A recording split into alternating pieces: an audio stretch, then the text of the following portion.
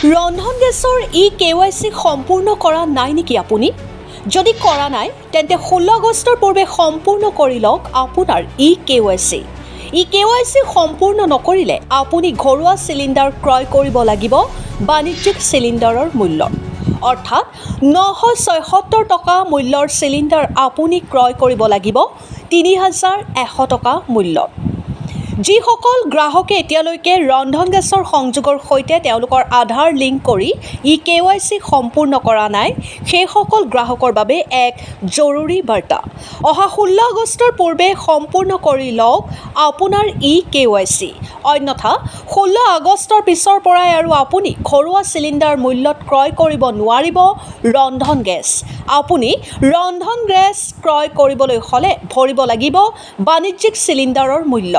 অৰ্থাৎ 16 আগষ্টৰ পূৰ্বে KYC সম্পূৰ্ণ নকৰিলে আপুনি 976 টকা মূল্যৰ চিলিণ্ডাৰ ক্ৰয় কৰিব লাগিব 3100 টকা মূল্যত।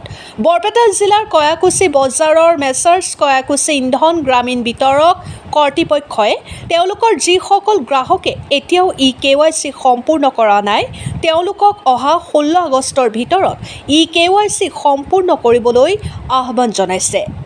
ব্যুৰো ৰিপৰ্ট বৰপেটা খবৰ। কয়াকুছি ইন্ধন গ্ৰামীণ বিতৰকৰ তৰফৰ পৰা কৈছোঁ, আমাৰ ইয়াতে যিসকল ইন্ধনৰ গ্ৰাহক আছে তেওঁলোকে অহা 16 আগষ্টৰ ভিতৰত KYC কৰি ল'ব লাগিব। কাৰণ 16 আগষ্টৰ পিছত যদি আগতে KYC কৰা নহয় তেতিয়াহ'লে 16 আগষ্টৰ পাছৰ পৰা তেওঁলোকে কমাৰ্চিয়েল ৰেটত মাল কিনিব লাগিব। গতিকে আপোনালোকে যিসকল আমাৰ ইয়াৰে গ্ৰাহক আছে তেওঁলোকে আমাৰ অফিচত আহি KYC কৰি লওক, নাইবা আমাৰ ডেলিভাৰী বয় আছে তেওঁৰ লগত যোগাযোগ কৰক।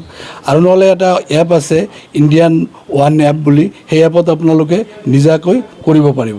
গতিকে 16 আগষ্টৰ আগতে আপোনালোকে যেনে তেনি এই KYCটো কৰি ল'ব।